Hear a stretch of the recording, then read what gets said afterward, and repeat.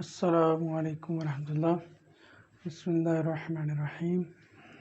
आज हम partial derivatives के बारे में सीखेंगे कि जब हमारे पास फंक्शंस जो होते हैं वो मुख्तलिफ वेरिएबल्स के होते हैं, सेवरल वेरिएबल का फंक्शन हो तो हम उसमें डेरिवेटिव फिर कैसे लेते हैं। तो उसमें हमें पार्शियल डेरिवेटिव की ज़रूरत पड़ती है। और पार्शियल डेरिवेटिव का मतलब ये है कि अगर हमारे पास एक फ़ंक्शन है, उसके अंदर दो वेरिएबल हैं, एक x है और एक y है, तो जब हम x के लिहाज से डेरिवेटिव लेंगे तो y जो है वो एज ए कांस्टेंट कंसीडर करेंगे, और अगर y के लिहाज से डेरिवेटिव लेंगे तो x को एज ए कांस्टेंट लेंगे। देखिए ज़रा, ये थॉमस फिनी की कैलकुलस से कुछ क्वेश्चंस हैं। क्वेश्चन ये है कि F of X Y equal to 2x² minus 3y minus 4, और हमने इसका डेरिवेटिव लेना है x के लिहाज से। हम लिखेंगे differentiate with respect to x partially. It's mean कि यहाँ पे हमें वेरिएबल तो दो नज़र आ रहे हैं, x भी है y भी है, लेकिन जब हम डेरिवेटिव x के लिहाज से लेंगे तो y को एज ए कांस्टेंट समझेंगे। तो ये आपके पास क्या होगा, 2x² का डेरिवेटिव पावर शुरू में पावर में से कम, जो आप फार्मूला पहले पढ़ चुके हैं, ये बन जाएगा 4x, और इसका डेरिवेटिव क्या होगा 0, इसका डेरिवेटिव भी क्या होगा 0। तो फाइनली इसका आंसर आ जाएगा 4x। इसी तरह जब हम इसी इक्वेशन को दोबारा से डिफरेंशिएट करते हैं with respect to y partially, तो हमें ये जो है x वो एज ए कांस्टेंट कंसीडर करेंगे। इस सारे कांस्टेंट हिस्से का डेरिवेटिव 0 हो जाएगा, और -3y का डेरिवेटिव y के लिहाज से वो 1 होगा, तो ये वाली टर्म बचेगी। -4 वो भी कांस्टेंट है, इसका डेरिवेटिव भी 0 होगा। Similarly F of X Y equal to 5xy minus 7x² minus y² plus 3x minus 6y plus 2, ये एक हमें फंक्शन दिया गया है जिसका हमने x के लिहाज से और y के लिहाज से पार्शली डेरिवेटिव लेना है। ठीक है, तो हम क्या करते हैं, x के लिहाज से डिफरेंशिएट करते हैं, तो y एज ए कांस्टेंट है, तो 5 अगर अकेला 5x हो तो 5x का डेरिवेटिव 5 होता है। तो इसी तरह से यहाँ पे 5y कांस्टेंट है और x का डेरिवेटिव 1 होगा। सो यहाँ पे आ जाएगा 5y minus 7 to the 14x, इसका डेरिवेटिव 0 होगा, प्लस 3x का डेरिवेटिव 3 आ जाएगा, और 6y ये भी कांस्टेंट है, 2 ये भी कांस्टेंट है, इनके डेरिवेटिव 0 हो जाएंगे। सिमिलरली हमने अगर y के लिहाज से डेरिवेटिव लेना है तो x एज ए कांस्टेंट होगा, 5x वैसे ही आ जाएगा, और y का डेरिवेटिव 1 होगा 5x, और ये कांस्टेंट है, इसका डेरिवेटिव 0। इसमें क्या होगा, पावर रूल यूज़ होगा, -2y, फिर ये कांस्टेंट है, इसका डेरिवेटिव 0, -6y का डेरिवेटिव -6, और 2 का डेरिवेटिव 0 हो जाएगा।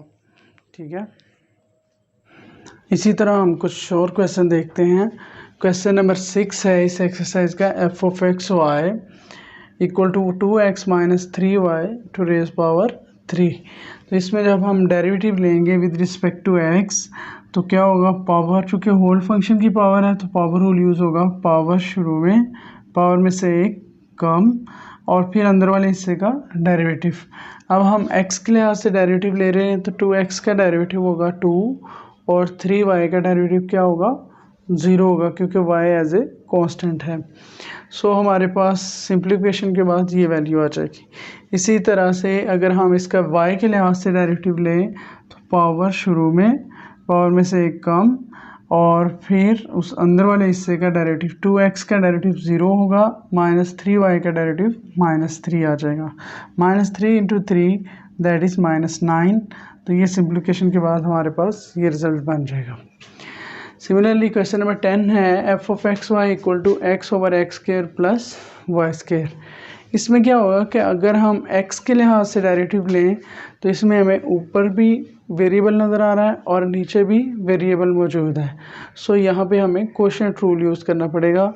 वो हमने पढ़ा था कि नीचे वाले फंक्शन का स्क्वायर लेते हैं नीचे वाला फंक्शन एज इट इज़ और x का derivative minus x as it is और X square plus Y square का derivative that is 2x। y इसमें क्या है, एज ए कांस्टेंट है, और इसको सिंप्लीफाई करें तो हमारे पास ये रिज़ल्ट बन जाएगा। अब ज़रा देखें कि इसी फंक्शन का हमने y के लिहाज से डेरिवेटिव लेना है, तो इसमें y जो है वो ऊपर तो नहीं है, सिर्फ नीचे है, तो हम इसको इस तरह से लिख सकते हैं x into X square plus Y square to raise power -1, यानी ये फ्रैक्शन में नीचे है तो हम इसको ऊपर ले गए, इसकी पावर होगी माइनस में। तो अब x तो एज ए कांस्टेंट डील होगा, तो हमें यहाँ पे सिर्फ और सिर्फ पावर रूल यूज़ करना है, प्रोडक्ट रूल की ज़रूरत भी नहीं है। तो क्या होगा, पावर शुरू में, पावर में से एक कम, और इस अंदर वाले हिस्से का डेरिवेटिव, एक्स स्क्र का डेरिवेटिव 0, तो वाई स्क्र का डेरिवेटिव क्या होगा 2y, और ये हमारे पास सिंप्लीफिकेशन इसकी हो जाएगी। इसी तरह अगर हमें एक्सपोनेंशियल फॉर्म में फंक्शंस दिए गए हों तो उसका हम डेरिवेटिव कैसे लेंगे, e की power x plus Y plus 1।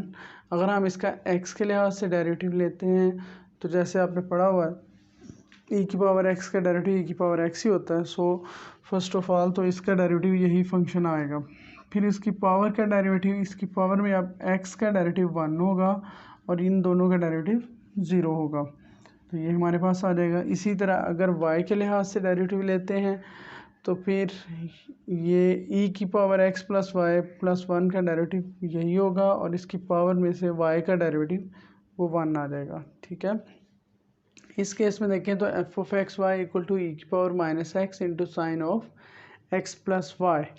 अब हमें यहाँ पे x दो दफ़ा नज़र आ रहा है, एक एक्सपोनेंशियल फॉर्म में है और एक ट्रिग्नोमेट्रिक फंक्शन के एंगल में है। जब हम x के लिहाज से डेरिवेटिव लेंगे तो हमें प्रोडक्ट रूल यूज़ करना पड़ेगा, e की power minus X as it is, sine का derivative x plus cos of x plus Y plus sine वैसे ही, और e की पावर माइनस एक्स का डेरिवेटिव, इन दोनों में e की पावर माइनस एक्स अगर कॉमन लें तो ये हमारे पास सिंप्लीफाइड फॉर्म बन जाती है। दूसरी तरफ अगर हम y के लिहाज से डेरिवेटिव लेना चाहें तो इसमें चूंकि y एक ही जगह इन्वॉल्व हो रहा है तो फिर हमें सिर्फ इस फंक्शन का डेरिवेटिव लेना होगा, ये एज ए कांस्टेंट बिहेव करेगा, e की power minus X as it is, sine का डेरिवेटिव और फिर उसके एंगल का डेरिवेटिव वो 1 आ जाएगा। सो ये सिंप्लीफाई होने के बाद हमारा आंसर बन जाएगा। इसी तरह अगर हमें फंक्शन जो है वो लोगरिथमिक फॉर्म में दिया गया और लॉग वाला फंक्शन हो तो उसमें भी तरीक़ेकार वही है जो हम पहले से करते आ रहे हैं, e की power X Y into log of Y. अगर हम इसका x के लिहाज से डेरिवेटिव ले रहे हैं तो ये हिस्सा इसका कांस्टेंट है, ये एज इट इज़ आएगा। इसका डेरिवेटिव क्या होगा, e की पावर एक्स वाई का डेरिवेटिव e की पावर एक्स वाई, और फिर पावर का डेरिवेटिव, जिस तरह 2x का डेरिवेटिव 2 होता है, 3x का डेरिवेटिव 3 होता है, तो यहाँ x y है, y एक कांस्टेंट है, तो फिर x का डेरिवेटिव 1 और y एज इट इज़ ये आ जाएगा। सिमिलरली अगर y के लिहाज से अगर हमने डेरिवेटिव लेना है तो फिर यहाँ पे हमें ये भी y नज़र आ रहा है, ये भी y नज़र आ रहा है, तो हम यहाँ प्रोडक्ट रूल यूज़ करेंगे, e की power X Y as it is, log of y का derivative that is 1 over y plus log of y as it is, इसका डेरिवेटिव क्या होगा, e की power X Y into X. ठीक है ना, x ये वैसे ही जैसे यहाँ पे एक्स वाई का डेरिवेटिव y आया था, तो यहाँ हम y के लिहाज से डेरिवेटिव ले रहे हैं तो एक्स वाई का डेरिवेटिव x आएगा। उसके बाद इसमें से e की पावर एक्स वाई को कॉमन ले लिया। सिमिलरली अब ज़रा देखें कि अगर x की पावर y है और हमने डेरिवेटिव x के लिहाज से लेना है, ठीक है, तो हमने पढ़ा हुआ है पावर रूल कि अगर x की पावर n हो तो उसका डेरिवेटिव होता है n x की पावर n माइनस 1, यानी बेस वेरिएबल है, पावर कांस्टेंट है। तो यहाँ पे भी x के लिहाज से अगर डेरिवेटिव लेते हैं तो ये वेरिएबल है, ये कांस्टेंट है, तो पावर शुरू में, पावर में से एक कम, ये आ गया हमारा पावर फार्मूला, पावर रूल। और अगर हम y के लिहाज से डेरिवेटिव लें तो फिर कांस्टेंट बन जाएगी बेस और पावर हो जाएगी वेरिएबल। तो उसमें हमने फार्मूला पढ़ा हुआ है, a की पावर x का डेरिवेटिव क्या होता है, a की power x log of a। तो यहाँ पे यही फार्मूला यूज़ होगा, x की पावर y का डेरिवेटिव x की पावर y और साथ में log ऑफ x।